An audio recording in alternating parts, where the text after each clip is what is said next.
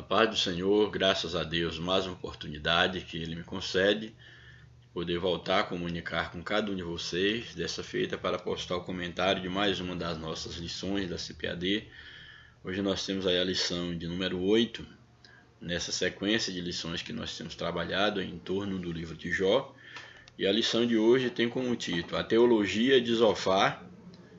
O justo não passa por tribulação. Aí é um questionamento à teologia de Zofar. Aí dentre os amigos de Jó, nós tivemos aí já duas teologias que nós temos trabalhado aí nas lições passadas, bastante interessante. Nós apresentamos a teologia de Elifaz, na semana retrasada, na semana passada a teologia de Bildade e hoje a teologia de Zofar, esse outro amigo de Jó. Teologia essa que tem como pressuposto a afirmação de que o justo ele não passa por tribulação. Daí o título da lição é O justo não passará ou não passa por tribulação, em torno de um questionamento, já levando, vamos dizer assim, a uma reflexão a essa teologia, no caso proposta por Zofar, esse amigo de Jó. Bem, o textuário da nossa lição nos apresenta o seguinte: E terás confiança, porque haverá esperança, olharás em volta e repousarás seguro. Aqui esse verso é um fragmento aí da teologia de Zofar. Nós vamos estar aqui voltando aí, esse textuário está no capítulo 11, o verso 18. Nós vamos voltar aí ao capítulo 11, vamos ler do verso 14 até o verso 18 para nós contextualizarmos a fala de Zofar. Então aí no livro de Jó, capítulo 11, o verso 14 ao 18 diz o seguinte. Aqui Zofar dando uma resposta ao lamento, às queixas de Jó. Se há iniquidade na tua mão, lança-a para longe de ti e não deixes habitar a injustiça nas tuas tendas. Então aqui o que Zofar na sua teologia está levantando é exatamente que se há iniquidade nas mãos de Jó, se ele tenha cometido um pecado, se ele tenha sido injusto, é necessário que ele abandone a vida de pecado e injustiça. O que dá fundamento à sua teologia de que o justo não passa por tribulação. E é claro, Jó vai contrapor a isso, mostrando que na prática não é bem assim que acontece. Há justos que sofrem de fato, passam por tribulações, como há ímpio que tem uma vida sossegada. Porém, aí é a grande contradição aqui da teologia de Zofar e o questionamento de Jó. Portanto, ele levanta essa tese: se há iniquidade nas tuas mãos, lança para longe de ti e não deixes habitar injustiça nas tuas tendas. Verso 15 aí do capítulo 11. Porque então, ou seja, quando abandonares a iniquidade, quando tornares justo as tuas ações, porque então o teu rosto levantará sem mácula e estarás firme e não temerás, ou seja, não terás temor uma vez quando deixares a iniquidade. Porque te esquecerás dos trabalhos, ou seja, trabalhar aqui lembra da vida dura, te lembrarás dele como de águas que já passaram. A tua vida mais clara se levantará do que o meio-dia. Fala sobre bênção. Ainda que haja trevas, será como manhã, e terás confiança, ou seja, poderá estar tranquilo. Terás confiança, porque haverá esperança, olharás em volta e repousarás seguro, que é o que ele está aqui propondo. Exatamente quando aí no verso vou ler o resto, depois a gente volta aí para o textuário. Não terás confiança, porque haverá esperança, olharás em volta e repousarás seguro, deitar-te-ás e ninguém te espantará, muitos acariciarão o teu rosto, mas os olhos dos ímpios desfalecerão, e perecerá o seu refúgio, e a sua esperança será o expirar da alma. E aí o verso 18 do textuário, e terás confiança, porque haverá esperança, olharás em volta e repousarás seguro. Então aqui Zofar, o que ele está propondo para Jó, é que esse Jó ele está sofrendo, é porque de fato há pecado nele, a iniquidade, a injustiça na vida de Jó, e que se ele se arrepender, se ele se voltar para Deus, deixar a iniquidade, confessar o seu pecado, então ele terá uma vida com confiança, terás confiança em Deus, na vida, na certeza da mudança, e haverá esperança para ele será levantado daquela situação, ele olharia à sua volta e teria um repouso seguro. Essa é a proposta,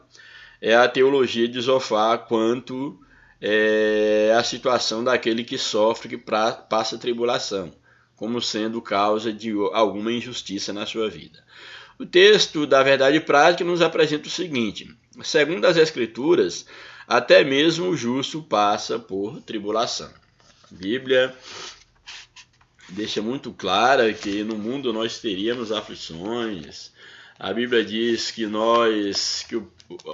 a própria vida ao lado de Cristo era uma vida de desafios, porque Cristo veio para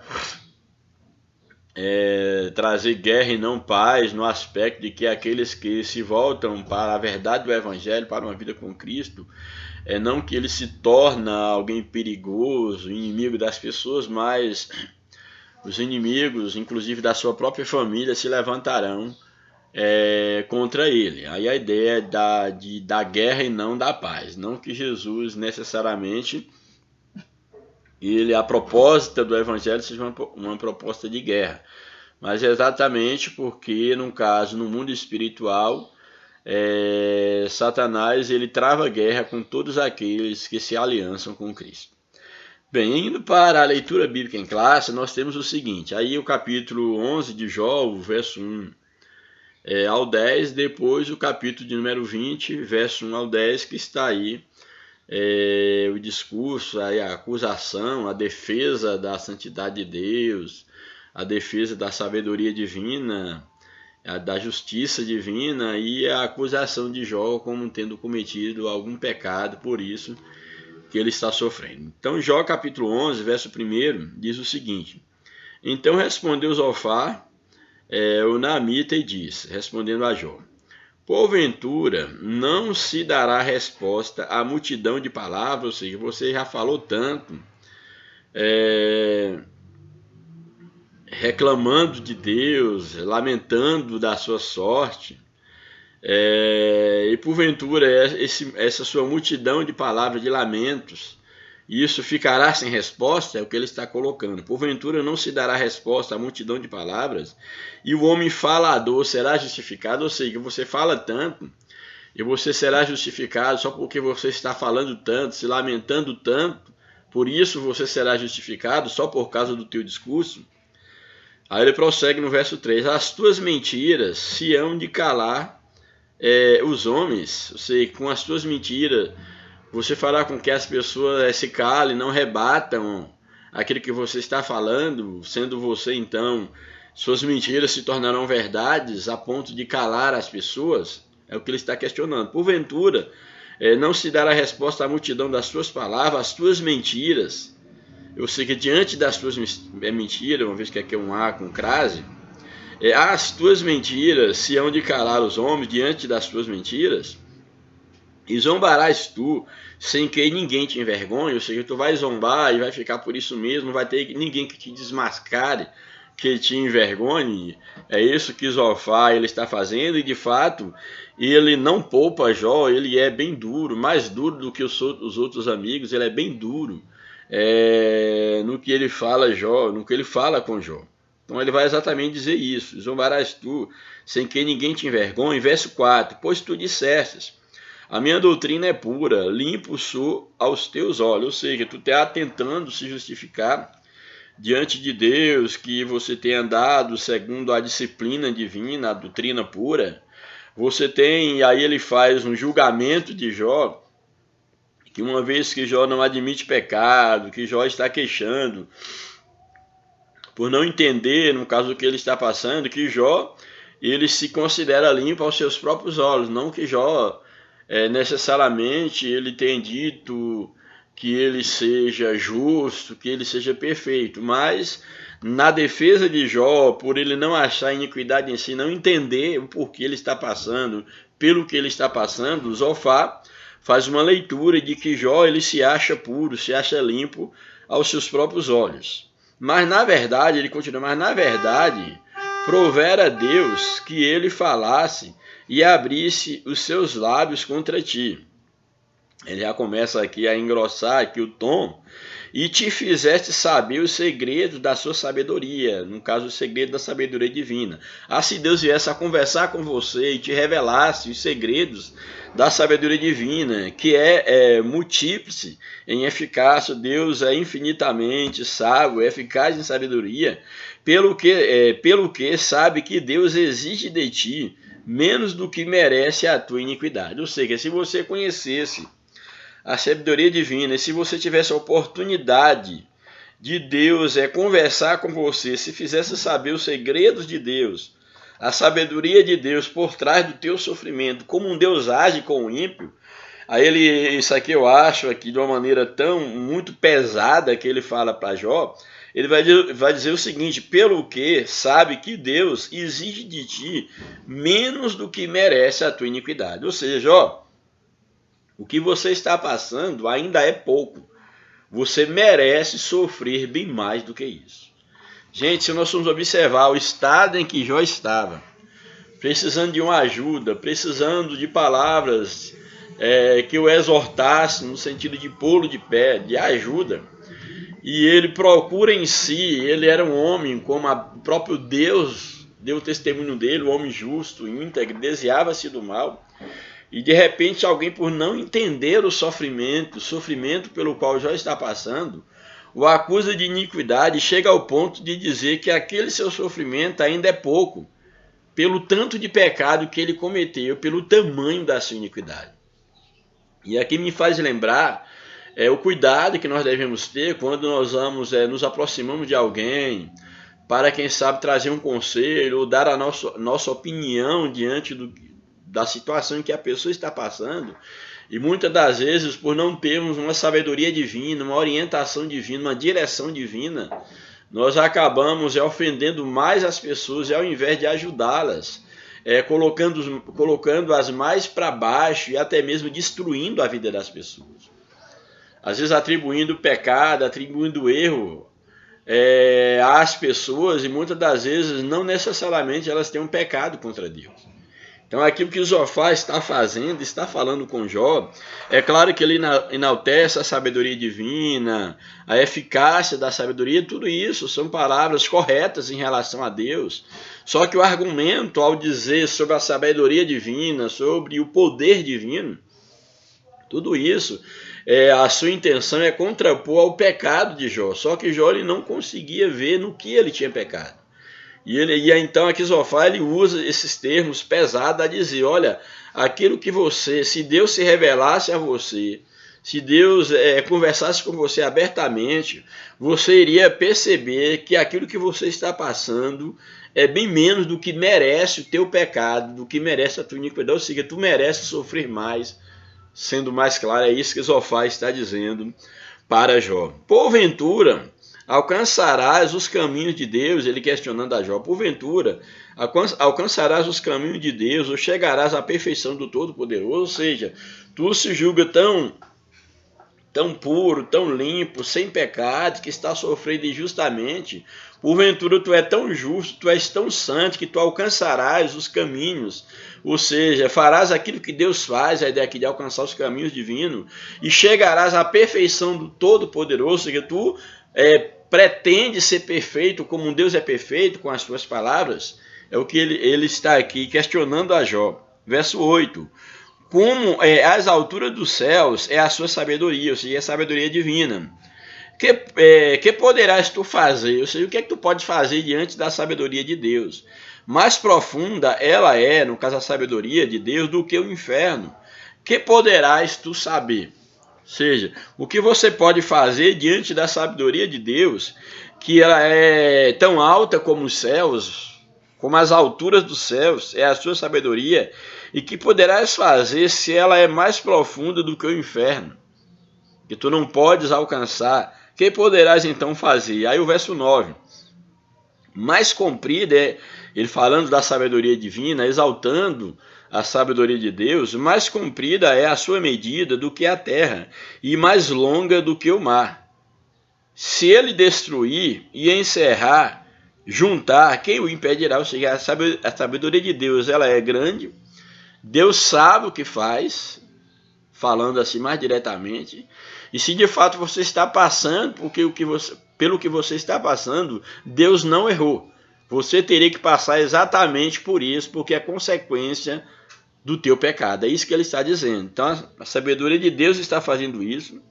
E se Deus, na sua soberania e sabedoria, se ele destruir e encerrar, ou juntar, destruir, juntar, encerrar, quem o impedirá? Quem impedirá que Deus venha fazer aquilo que ele quer fazer?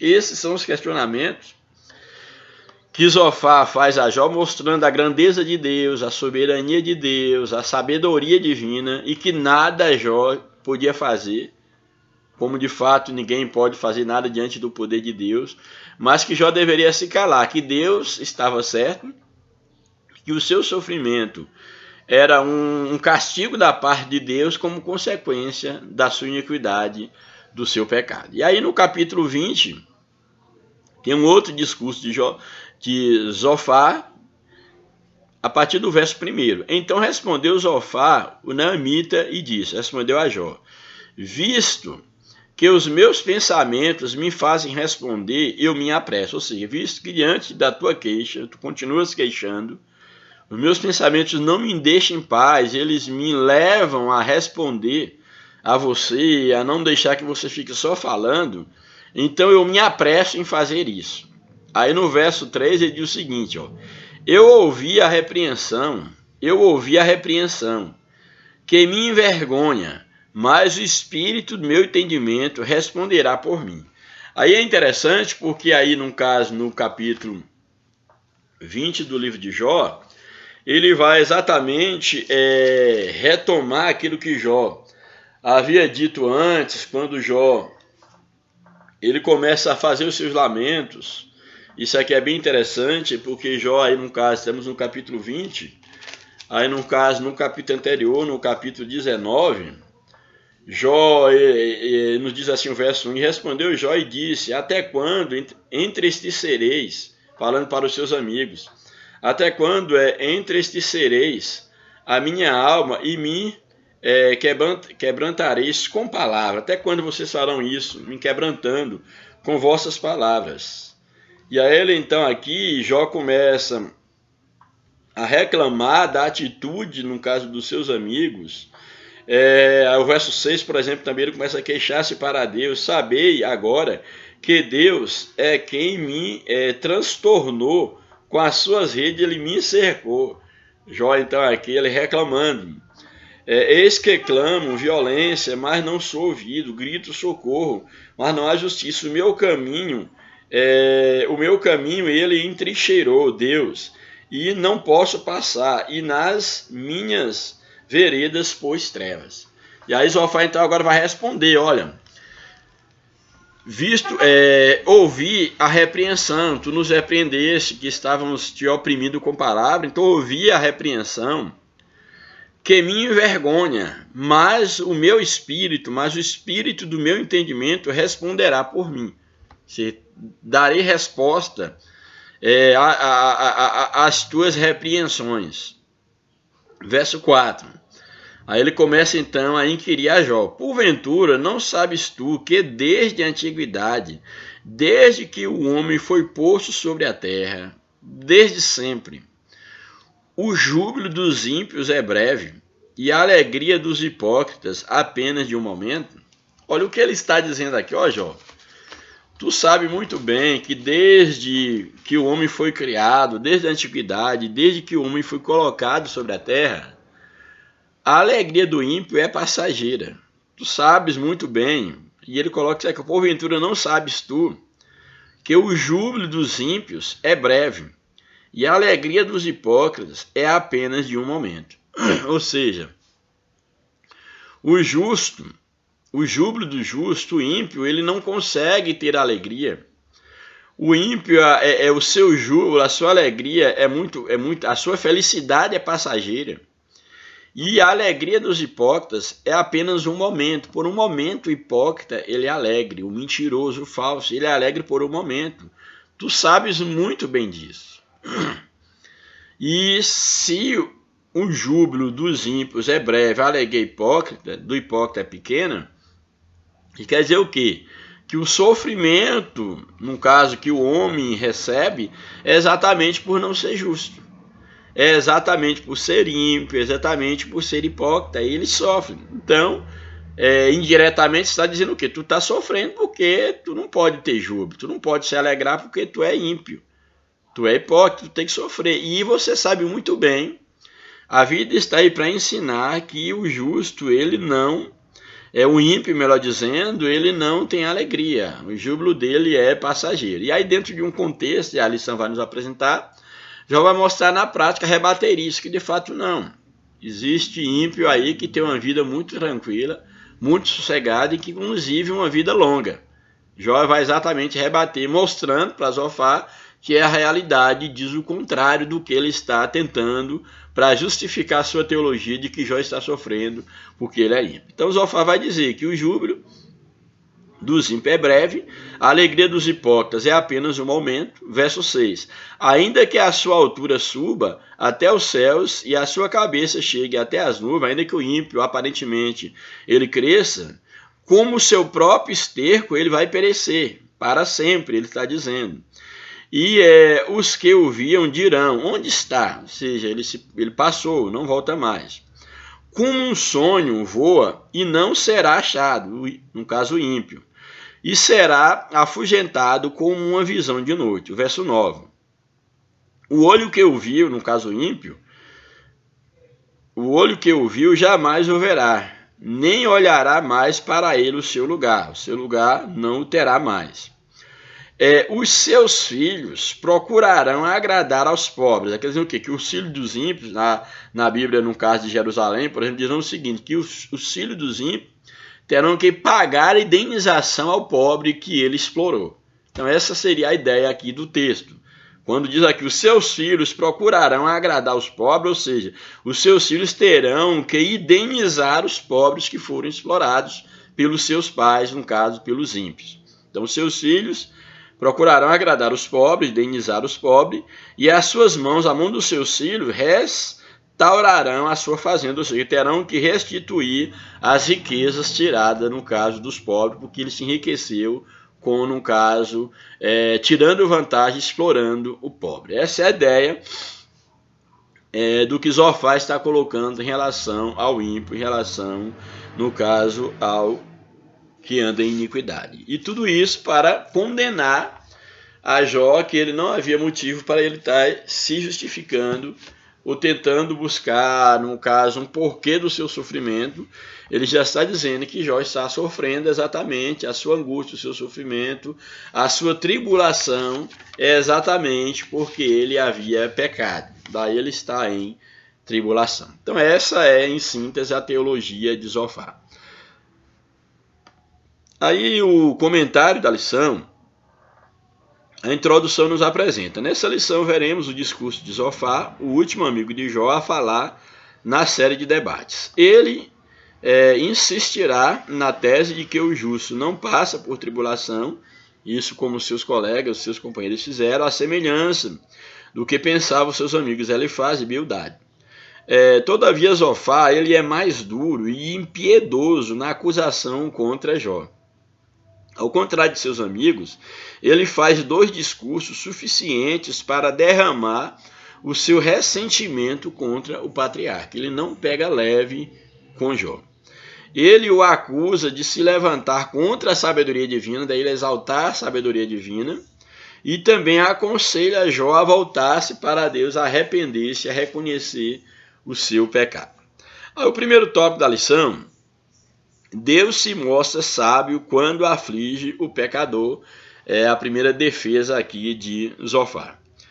Primeiro subtópico: Deus grande e sábio. Zofar defende que o sofrimento de Jó fazia parte de um sábio julgamento divino, pois para ele Deus demonstra grande sabedoria em reprimir os maus. Então, ou seja, para Zofar, ele está defendendo o quê? Que Deus ele é grande e sábio, e é na sabedoria divina que Deus pune o ímpio. Então Deus em sua infinita sabedoria, Deus no seu infinito conhecimento, E aí ele traz o julgamento, e para ele o julgamento do ímpio, no caso Jó, estava passando por um julgamento divino. Então o julgamento divino era exatamente Deus demonstrando a sua sabedoria de uma forma grandiosa. Ele aí, ao demonstrar a sabedoria, ele iria então reprimir os maus. Então, se Deus, na sua sabedoria, ele reprime os maus, aí seria, no caso, vamos dizer, um pressuposto que ele está levantando. Então, nós vemos aqui, ó, Deus, na sabedoria, reprime os maus. Então, aqui ele levanta essa tese, no caso, essa proposição. E agora, ó, Deus, na sua sabedoria, reprime o mal. Tu está sendo reprimido, logo você é mau. Essa é a conclusão desse silogismo que ele cria. Levanta aí uma premissa maior. Deus pune, no caso, o ímpio na sua sabedoria. Jó está sendo punido. No caso, se Jó está sendo punido e Deus pune é o ímpio, logo Jó é ímpio, logo Jó merece ser punido. É a conclusão desse silogismo que ele, no caso, levanta. Por outro lado, a Zofar vai dizer que, por outro lado, os bons jamais passaram por tribulação. Então, se os bons jamais passaram por tribulação e Jó está passando por tribulação, conclui-se então que Jó não é bom. Seria um outro silogismo dentro desse aspecto. Para Zofar, se alguém deve algo, tem que pagar. Com dureza, o terceiro amigo de Jó não demonstra a mínima compaixão pelo sofrimento do patriarca de Uz, ao acusá-lo de que se comporta como um animal. Ele vai acusar Jó que se comporta como um animal irracional, como um jumento que não tem entendimento. É exatamente isso. Se nós pegarmos aí, por exemplo, o capítulo 11 do livro de Jó, capítulo 11, verso de número 12, diz o seguinte, ó, 11, 12 de Jó, aqui é o 17, 11, 12, nessa resposta de Zofar. Ele diz o seguinte, verso 12, mas o homem vão é falta de entendimento, sim, o homem nasce como a cria de um jumento montês. Então, ele está falando desse homem aqui, ele fala do homem no sentido genérico, mas também é claro que ele está se dirigindo a Jó enquanto homem, enquanto ímpio. Então ele o acusa de falta de um animal irracional, como um jumento, assim ele age sem entendimento, ao não perceber a sabedoria divina na condução das coisas. Então Zofar, ele vai dizer exatamente isso. Com dureza, o terceiro amigo de Jó não demonstra a mínima compaixão pelo sofrimento do patriarca de Uz, ao acusá-lo, ou seja, ao acusá-lo de um comportamento como um animal irracional, um jumento que não tem entendimento, ao não perceber a sabedoria divina na condução das coisas. Então, ele vai acusar Jó exatamente dessa situação para Zofar, melhor dizendo. Jó revelou-se na sua defesa de palavras exageradas. Então, Jó valeu-se de palavras exageradas, desrespeitosas, cheias de justiça própria e ignorantes sobre as coisas. Ou seja, diante da sabedoria divina, Jó ele não entende o porquê ele está passando, e o próprio Zofar também, de fato, ele não conhece a sabedoria divina, porque se ele de fato, o próprio Zofar, ele conhecesse a sabedoria divina, ele não estaria acusando Jó de iniquidade, uma vez que Deus também, o justo também, ele pode passar por provações, e a Bíblia está cheia de exemplo disso. Então, Zofar, de fato, ele desconhece a verdadeira sabedoria divina. Então, para Zofar, Jó, ele valeu-se da sua defesa. Ele estava usando palavras, no caso, exageradas, que eram desrespeitosas, que eram cheias de justiça própria. Jó, com isso, estava querendo ser justo, segundo o olhar de Zofar. E ele estava sendo ignorante em relação às coisas de Deus, segundo a leitura de Zofar. O outro subtópico 2, Deus não é indiferente à ação do ímpio, ou seja, se o ímpio pratica iniquidade, Deus não é indiferente. O ímpio é punido imediatamente, por isso que Jó estava sendo punido. É um outro pressuposto que Zofar levanta. O terceiro amigo de Jó acreditava que ele havia se autodeclarado puro, Jó, e sem culpa. Cria também que Deus não é indiferente à ação do ímpio, e como Jó parecia ter sugerido. Então, Jó havia deixado a entender, ou havia falado, na verdade, que de fato o ímpio, às vezes o ímpio ele tem uma vida tranquila, e aí ele então está acusando Jó desse posicionamento. Assim, para Zofar, se Deus debatesse com Jó, como era desejo desse, né, que Jó, ele agora não queria mais era conversar com seus amigos, ele queria de fato ter um encontro, um debate com Deus, que ele já sabia que seus amigos não o compreenderiam, pelo contrário, o acusaria. Então ele desejava, de fato, era debater com Deus. Então Zofar vai dizer, assim para Zofar, se Deus debatesse com Jó, como era desejo deste de Jó, então não haveria dúvida de que ele ficaria contra o patriarca e não ao seu favor, que Deus iria ficar contra o patriarca e não dar razão a Jó. Nesse embate, Deus revelaria a Jó os segredos da sua sabedoria, e o homem de Uz veria que ele estava sendo sábio, Deus, no caso, estava sendo sábio. Se ele já tivesse a oportunidade de debater com Deus, ficaria sabendo que ele, Deus, estava sendo sábio em tratá-lo como ele merecia. Ou seja, que Deus tinha sabedoria e, de fato, Deus estava tratando Jó de acordo com o que ele merecia. Logo, Jó seria condenado diante de Deus. Então, a gente percebe aqui que a moral de Zofar, ele cria aqui um raciocínio humano, mesmo defendendo a soberania divina e a sabedoria divina, mas ele cria aqui um raciocínio filosófico puramente humano para tentar defender uma tese, o que é muito perigoso, muito perigoso. Que o que ele fala em relação a Deus é verdade, porém ele passa de pressupostos para defender o que de fato ele quer, que é acusar Jó, apesar de usar premissas, vamos dizer assim, que dentro de um contexto, não dentro desse silogismo que ele coloca, ela tem a sua validade, porém que Deus é sábio, isso é uma proposição, algo inquestionável. Mas ao criar, no caso, aí, proposições para poder defender um argumento, isso é muito perigoso, muito perigoso. Porque, na verdade, Deus é justo, sim. Deus pune o ímpio, sim. Mas uma coisa é o tempo de Deus, como Deus pune o ímpio, por exemplo, e como Deus trata com os justos, quais os propósitos de Deus. Deus é um Deus de propósito, ele tem um propósito no sofrimento do justo, por exemplo, como também ele tem um propósito na vida boa do ímpio. Deus tem um propósito em tudo.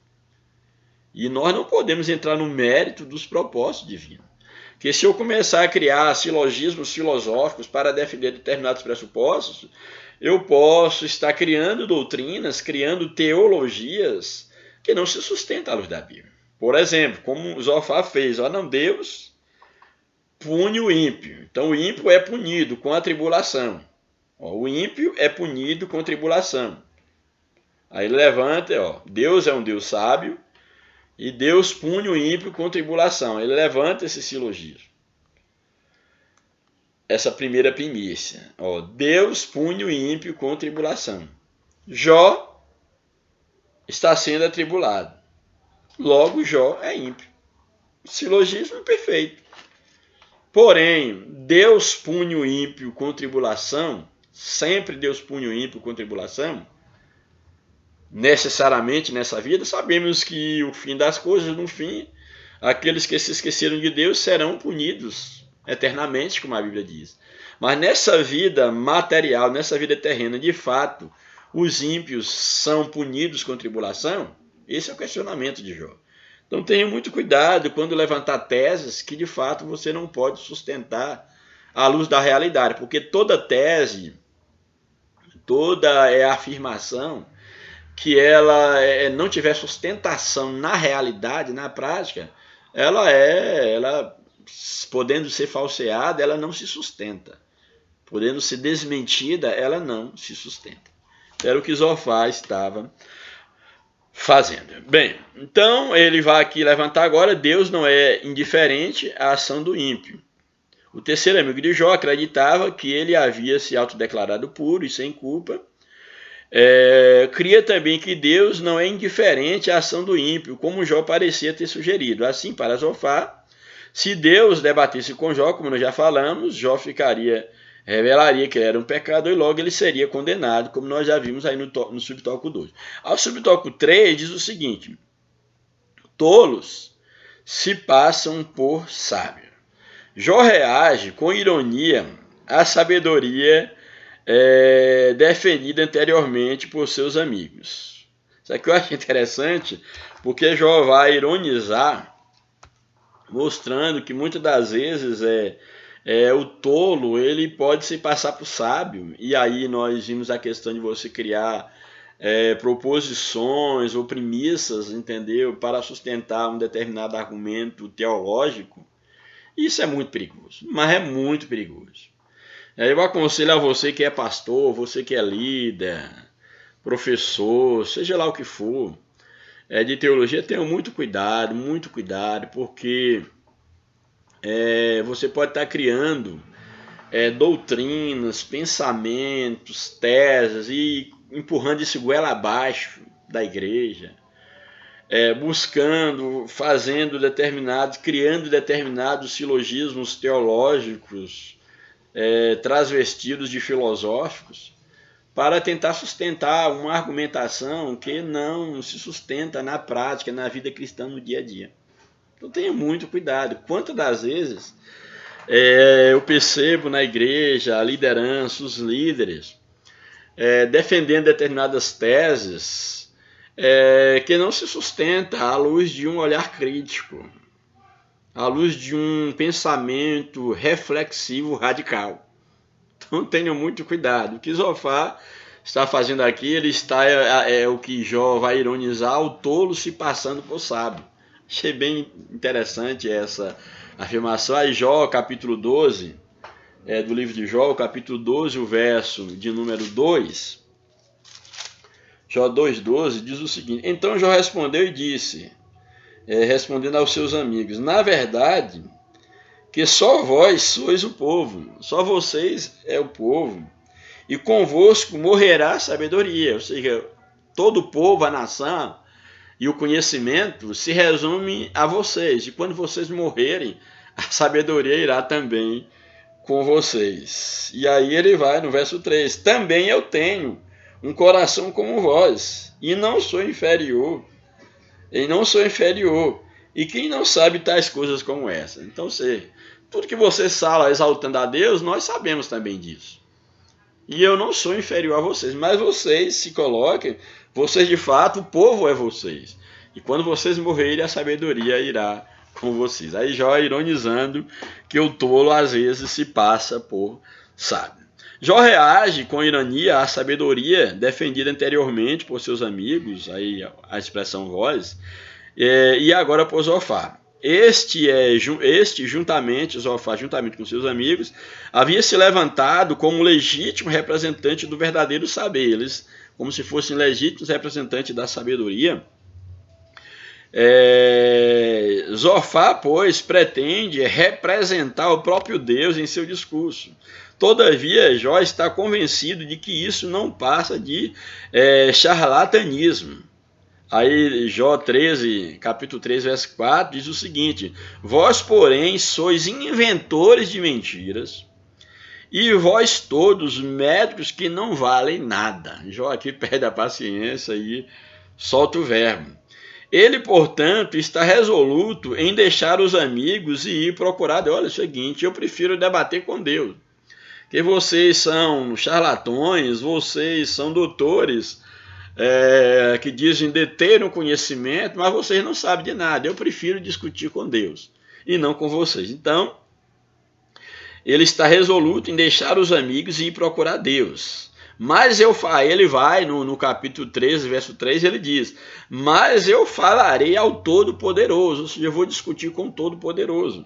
Eu falarei ao Todo-Poderoso e quero defender-me perante Deus. É o que Jó vai e coloca. E acho interessante que, apesar da dureza do discurso de Zofar, isso serviu para Jó tomar uma outra, vamos dizer assim, um outro rumo diante daquela situação, diante do seu lamento, e decidir a não estar agora mais lamentando por seus amigos ou diante dos seus amigos, mas deixar os seus amigos de lado e tratar diretamente com Deus, tratar a sua causa diretamente com Deus. Então esse choque, esse aperto que Zofar dá em Jó, ele serve para levá-lo no caso, a desejar e a se voltar diretamente para Deus, a buscar agora em Deus uma resposta e não mais no homem.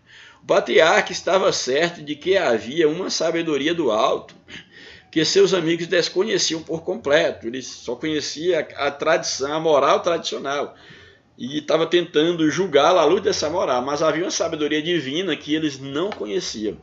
E Jó então iria se voltar para essa sabedoria. O patriarca estava certo de que havia uma sabedoria do alto que os seus amigos desconheciam por completo. E quando essa sabedoria fosse revelada, de fato essa sabedoria ficaria do seu lado, comprovaria que de fato ele não tinha cometido pecado. No lugar do julgamento dos homens, há uma sabedoria do alto que sonda os corações dos que são chamados pelo nome do Senhor, pois este não vê como os homens veem. Zofar, os demais amigos de Jó, via dentro de uma lógica humana, de uma moral ali, da tradição, de que de fato quem sofresse é porque havia cometido alguma impiedade. Aí o tópico 2 da lição. A conversão como resposta à aflição. A conversão como resposta à aflição. Primeiro subtópico, purificação moral. Nos versos 13 a 20 do capítulo 11, Zofar conclui seu discurso sobre a situação de Jó. Ele não tem dúvida de que o patriarca está em pecado, e por isso a única forma de ele se restabelecer é por meio de uma purificação moral. Isso aqui é muito interessante, esse ponto, os argumentos desse ponto, porque Zofar, ele, diante da situação de Jó, ele não tem nenhuma dúvida de que Jó precisa de uma purificação moral para poder merecer o favor de Deus. E aqui mora um perigo muito grande. A purificação moral, ética, a nossa conduta, ela deve ser uma consequência de um encontro com Deus, e não o contrário. E não nos purificarmos moralmente, termos uma vida ética, fazermos tudo certinho para comprar o favor, a graça de Deus. Isso jamais Deus aceitaria nada da nossa parte cuja intenção seja comprar o seu favor, seja comprar a sua graça. Então, para Zofar, ele acha que o patriarca está em pecado e a única forma dele se voltar a ser restabelecido é por meio de uma purificação moral. Zofar, portanto, conclama Jó ao arrependimento e à conversão. Então você vai se arrepender e se converter para alcançar o favor de Deus. Agora é interessante que esse arrependimento e essa conversão que Zofar propõe é um arrependimento externo, uma conversão externa, não é o resultado de algo interior, de uma obra de Deus no coração do homem. Então a ideia aqui de que Zofar propõe de Jó arrepender-se e converter é por meio, no caso, de determinados rituais da tradição, determinados procedimentos da moralidade judaica, da moralidade então, vamos dizer assim, daquele contexto, para que ele possa então conquistar o favor de Deus. Então esse é o sentido aqui de, ao conclamar Jó ao arrependimento e à conversão, é fazer algo para merecer o favor de Deus, já que o ímpio merecia a punição. É mais ou menos nessa chave de leitura. Ele enumera, por exemplo, 3 passos para que isso aconteça, para que Jó se arrependa e se converta. Primeiro, ele deve ter uma conduta correta, chega a fazer tudo certinho, que mandava, num caso a tradição, num caso a moral, fazer tudo certinho para poder merecer o favor de Deus. Ele deveria para orar, então, como forma de buscar esse favor e renunciar ao pecado. É necessário que o homem, por exemplo, ele tenha uma conduta correta, que ele ore, que ele renuncie ao pecado, sim. Mas nada disso para merecer o favor de Deus, mas pelo contrário, porque ele foi alcançado pelo favor, pela graça divina, então agora ele ora, agora ele mudou de vida, agora ele vai procurar ter uma vida correta, mas como consequência da graça de Deus na sua vida e não para alcançar a graça de Deus, que é o grande erro crasso aí da teologia de Zofar e de muitos na atualidade. Bem, então, segundo Zofar, se Jó cumprisse essas condições, reconhecendo que estava em pecado, Deus o restauraria de sua miséria. Entretanto, a ideia de arrependimento de Zofar é mais de natureza externa do que interna. O que está em vista é uma teologia do moralismo salvífico, em vez da graça divina. Então, você tem que ter uma vida moral para ser salvo, e não como resultado da graça de Cristo. É o que está em voga nessa teologia. Nesse aspecto, o arrependimento não passava de um mero ritual. Arrepender aqui era um ritual, oração, deixar de fazer isso, aquilo outro, era um mero ritual. Arrependimento não deixava de ser um mero ritual. Na teologia de Zofar, a simples prática desses rituais traziam consigo o poder de conferir o favor divino. Ou seja, se fizer isso, o favor divino é certo. E na verdade nós sabemos que não é assim a prática. Quantos, no caso, desviam-se do mal, oram, buscam a Deus e sofrem. Asaf, diante quando ele começa a invejar o ímpio, ele vai dizer, mas em vão lavei a mão na inocência, porque eu faço tudo certinho, o ímpio está de cada vez melhor e eu sou na pior. Então não é assim, até que ele entendeu os propósitos de Deus para cada indivíduo. Então é o seguinte, é necessário que nós tenhamos muito cuidado para não comprarmos essa teologia barata de que por meio de um moralismo eu vou alcançar o favor divino, quando a Bíblia diz que nós somos salvos pela graça por meio da fé e não há um outro meio. Então isso aqui é muito interessante, nós estarmos atentos a essas verdades que aqui nós estamos levantando. Então cuidado com esse moralismo a fim de alcançar-se o favor de Deus. Isso é muito perigoso. Então nesse aspecto, o arrependimento não passava de um mero ritual. Na teologia de Zofar, a simples prática desses ritos traziam consigo o poder de conferir o favor divino. Na verdade, isso era o que se conhece hoje como legalismo religioso. E nós temos aí muitos defendem, no caso, uma vida pautada por um legalismo, um cumprir de regras. Não que o crente deva viver sem regras, mas tudo como forma de você merecer, de você comprar, vou dizer com essas palavras, a salvação, a vida eterna. E aí são legalistas, faça isso, faça aquilo, não faça isso, não faça aquilo, e aí quem conseguiu cumprir todos esses requisitos já está salvo. Então não é bem assim. É pela graça, é pela misericórdia de Deus. E é claro que essa graça, que é o próprio Cristo na nossa vida, sem sombra de dúvida, nos leva a ter uma vida afastada do pecado. Isso é indiscutível. Mas somos afastados do pecado pela graça de Deus, ou não nos afastamos por conta própria de algumas práticas para merecer a graça de Deus. O caminho não é este, louvado seja Deus. Então isso é apenas um legalismo religioso que devemos ter cuidado. Subtópico 2. É possível negociar com Deus? Questionando aí a teologia de Zofar. Estudiosos destacam que Zofar tenta induzir Jó a negociar com Deus, a fim de se ver livre das suas dificuldades. Você faça isso, vai jejuar, faça tudo certinho, entre em acordo, negocia com Deus, que aí você vai estar livre da iniquidade. E era exatamente o que Satanás esperava, e era o argumento que Satanás tinha levantado. Que Jó não servia a Deus em vão, debalde, mas servia exatamente interessado nas bênçãos de Deus.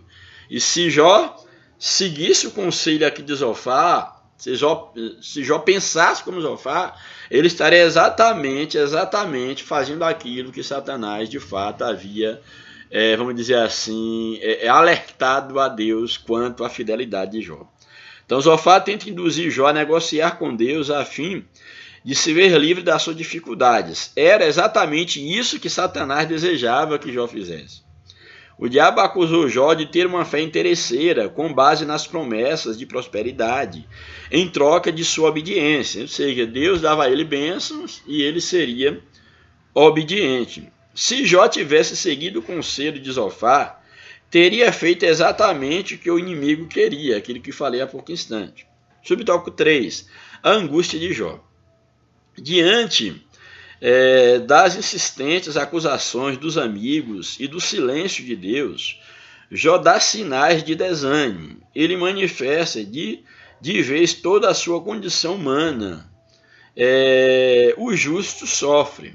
Então ele vai mostrar desânimo, né? Diante de tanta acusação, o que então eu vou fazer diante de tudo isso? Se a mão de Deus está contra mim, se todos me acusam. Se Jó seguisse o conselho de Zofar, estaria assinando um termo de confissão, estaria assumindo algo que não havia feito.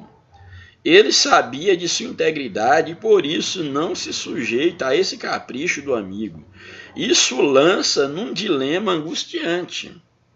Aí no capítulo 14, aí nós vamos ver, no capítulo 14, ele demonstra que sua esperança está desvanecendo, comparando-se a uma flor que é cortada, uma sombra que desaparece, um empregado que trabalha, mas logo é dispensado. Ele se compara a isso. Olha, ele se compara, muito interessante, poético isso aqui, que ele vai se comparar a uma flor que está cortada, a uma sombra que está desaparecendo, a um trabalhador que trabalha, no caso um empregado que trabalha, mas que logo ele é dispensado do seu trabalho. Então, qual seria então o sentido da vida nessas circunstâncias? Jó buscava o sentido da vida. Haveria esperança? Jó parece estar desiludido. E aí ele vai citar aquele texto poético e muito bonito, que está no capítulo 19, em relação à árvore. Até mesmo a árvore, quando tem seu tronco cortado, ela volta a ter brotos novamente, mas isso não acontece com o homem. Uma árvore você corta os ramos, mas ela com a chuva aí, ao cheiro das águas, a árvore ela começa a brotar novamente. Mas quando o homem é cortado, ele é tirado, quando ele morre, ele não pode viver novamente. Não é como a árvore que se corta os ramos e depois ela vai, nasce brotos e nasce novos ramos. Com o homem não acontece. E Jó, ele faz essa leitura. Então, nesse aspecto, não acontece isso com o homem. Nesse aspecto, o homem se assemelha mais, não a uma árvore cortada, mas o homem ele vai se assemelhar mais ao quê? A uma água que evapora ou que se infiltra na terra e que não volta mais. Diante desse quadro, Jó se pergunta, morrendo o homem, porventura, tornará a viver? Para uma árvore cortada tem esperança, mas para o homem, ele morrendo, ele tornará a viver? Era a pergunta de um homem crente e piedoso, porém angustiado, que não tem medo de expressar a sua verdadeira condição humana. Então Jó aqui, humanamente, vamos dizer aqui, terrivelmente humano, mostrando a sua humanidade, ele confessa a sua angústia. Uma árvore cortada pode os seus ramos voltar a dar fruto, pode ter novos ramos, mas e o homem, quando ele é cortado? A possibilidade de uma nova vida, ele derrama a sua angústia. Aí vou só ler aqui os versos do capítulo 19, verso 25, verso 26, e é interessante porque aí no verso que nós lemos anteriormente, aí no caso no verso 14, capítulo 14, verso 14, ele faz o questionamento, morrendo o homem, porventura tornará a viver? Ele faz esse questionamento, mas se o homem morrer, ele torna a viver, porque aí no verso 14, por exemplo, o verso de número 7, ele diz o seguinte, ó, porque há esperança para a árvore, que se cortada ainda se renovará e não cessarão seus renovos. Então isso para uma planta há uma esperança. Se envelhecer na terra a sua raiz e morrer o seu tronco no pó, ao cheiro das águas brotará e dará ramos como uma planta.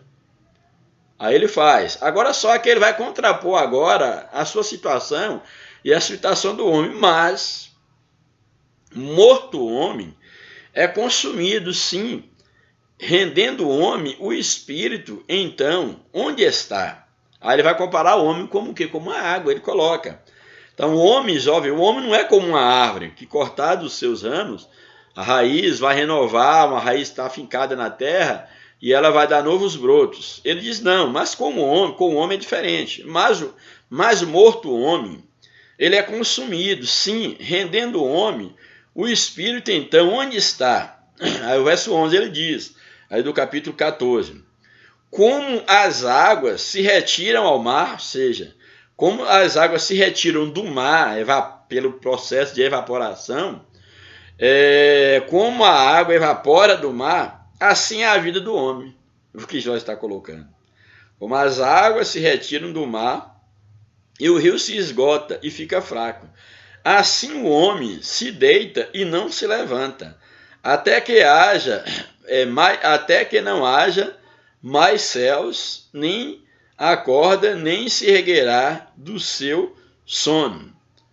Tomara que escondesse na sepultura. E ele começa a falar. E aí o verso de número 14 diz o seguinte, morrendo o homem, porventura, tornará a viver, todos os dias do meu combate esperaria, até que viesse a minha mudança, a sua morte. Aqui é Jó reclamando em relação a isso, a situação do homem, e aí nós vamos ver isso, certamente aparecerá numa outra lição, que lá no capítulo 19, Jó já tem aí uma resposta, vamos dizer assim, quando ele está diante do seu próprio sofrimento, mas já enxergando a ação divina, ele vai dizer no verso 25, por exemplo, porque eu sei que o meu Redentor vive e por fim se levantará sobre a terra, e depois de consumida a minha pele, ainda em minha carne verei a Deus. E apontando aqui profeticamente, escatologicamente, do Cristo que haveria de vir e levantar-se sobre toda a terra, e isso, ao ser levantado na cruz, ele, no caso, viveria pelo processo, no caso da vida eterna, da própria ressurreição dentre os mortos, e ressuscitaria consigo na sua vinda, no caso dos mortos, e ele estaria com Cristo, e ainda veria Cristo na sua carne, que é a parte aqui, vamos dizer, escatológica, que aponta aqui dentro do livro de Jó. Mas voltando ao que nós estávamos aqui falando, então Jó ele coloca exatamente essa questão, mas morrendo o homem, porventura voltará, é o questionamento. Daí Jó mostrando a sua angústia, mostrando o seu estado humano diante daquela situação do seu sofrimento. Bem, aí no capítulo 3, no tópico 3, o último tópico, nós temos aí, Deus julga e castiga os pecadores. O castigo dos maus, que aí continuando a teologia de Zofar, no capítulo 20 agora. O capítulo 20 contém o segundo discurso de Zofar.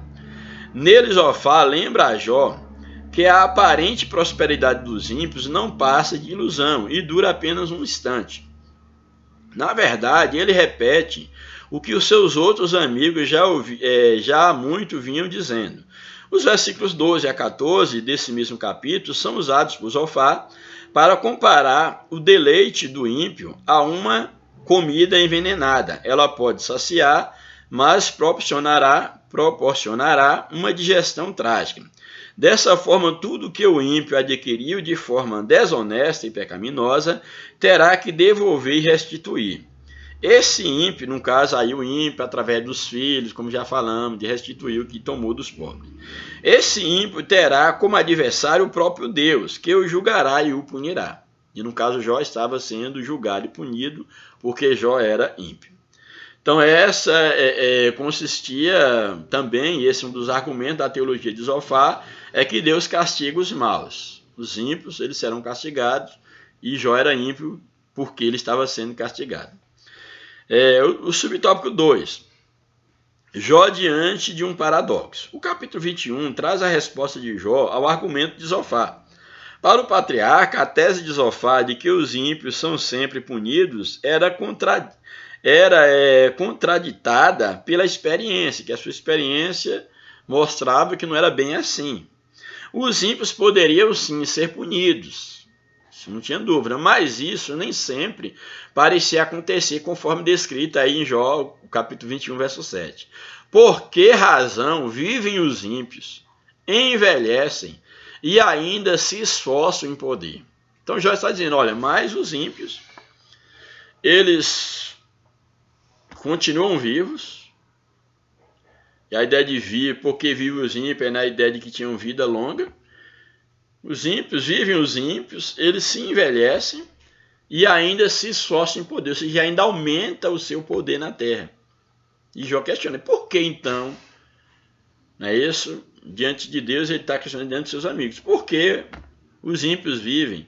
Por que envelhece e ainda esforçam sobre a terra? E é interessante que esse questionamento de Jó era exatamente porque Jó estava dentro de uma tradição que era pregado que o ímpio, no caso, não tinha uma vida boa, que o ímpio sofria, que o ímpio não prosperava, e ele então está questionando essa tradição. Vem cá, mas eu não entendo. Por que o ímpio tem vida longa? Por que o ímpio vive bem e eu não tenho a vida de impiedade e eu estou em sofrimento? Então Jó entra em parafuso de questionamento. E ele só vai encontrar a resposta em Deus. Zofar vem exatamente trazendo essa teologia para Jó. De que o ímpio, no caso, é punido. De que o ímpio é punido, ele não vive bem. Porém, Jó, ele olha para a realidade e percebe, não, mas o ímpio tem vivido bem. Apesar que a tradição diz que não, mas o ímpio tem vivido bem. E agora eu questiono a Deus por que os ímpios vivem tão bem, envelhecem, estão crescendo em força, e por que eu estou nessa situação? Jó havia constatado que os ímpios pareciam gozar de longevidade e de prosperidade. Além de terem vida longa, eles passavam seus dias em total regalia e morriam em total felicidade. Como podemos constatar nos versículos, no caso do 21, 13, passam eles os seus dias em prosperidade e em paz descem à sepultura. É o que Jó via. Então, Jó está diante de um paradoxo. A tradição diz uma coisa, Zofar levanta uma teologia, mas na prática o ímpio, nem todo ímpio era punido. Isso mostrando o quê? Que ele não era ímpio e ele queria entender o porquê da sua punição, ou quem estava por trás da sua punição, ou por que o punia, ou qual era o propósito dessa punição. O último subtópico. A verdade vem à tona. A lei da retribuição, que a lei, no caso da retribuição, da justiça retributiva, a lei da retribuição não se aplica a todas as esferas da existência humana, nem explica os caminhos soberanos. Então Deus tem os seus caminhos, e nem tudo é explicado pela lei da retribuição. Não explica os caminhos soberanos do Altíssimo, não explica os caminhos soberanos do Altíssimo, pois Deus também faz que o seu sol, segundo Mateus 5,45, Deus faz que o seu sol se levante sobre os maus e os bons, e a chuva desça sobre justos e injustos. Então, a bênção vem sobre o ímpio e sobre, no caso, o justo. Deus faz que o sol brilha para todos, há um propósito divino em tudo isso. Então, a lição fecha mostrando essa verdade, que de fato a lei de Deus e a própria lei retributiva, ela não se aplica, vamos dizer, da mesma forma e nem no mesmo tempo, podemos dizer assim, há um propósito em Deus em tudo que ele faz, e isso Jó não entendia, como também Zofar muito menos. E Jó está buscando exatamente esse entendimento, buscando a Deus e aí questionando a Deus e debatendo com seus amigos. E para fechar a lição, a conclusão. Vimos como Jó continua sua defesa contra os argumentos de seus amigos, que insistem em acusá-lo de pecado. Ele está convencido de que é inocente e que não cometeu nada que justifique tamanho sofrimento. Os amigos de Jó, por desconhecerem as razões de seu sofrimento, o acusam de forma impiedosa, porque eles desconhecem as razões do sofrimento de Jó. E o patriarca Jó, por desconhecer a ação de Deus, ele não entendia que era Deus que estava por trás daquilo tudo, ou por que estava acontecendo aquilo. Então, o patriarca, por desconhecer a ação de Deus nesse episódio, chega ao limite do desespero e da desesperança.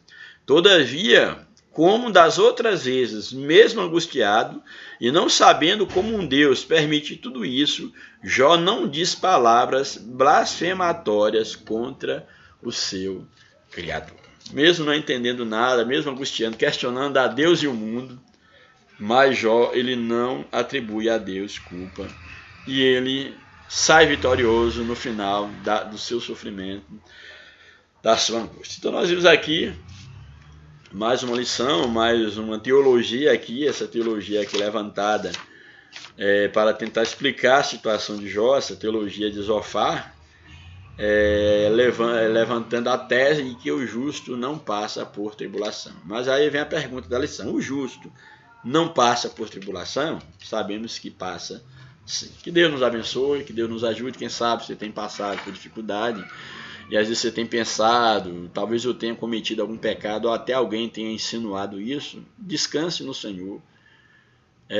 O Senhor conhece o teu coração. Sofrimento, o justo não está livre de passar por sofrimento. Porém, uma coisa é certa, que o Senhor está conosco em meio ao sofrimento. Que Deus nos abençoe. Um grande abraço, fique na paz do Senhor. Oreis por nós, minha família, por minha vida, em nome de Jesus. Que Deus vos abençoe, em nome de Jesus. Um abraço e a paz do Senhor.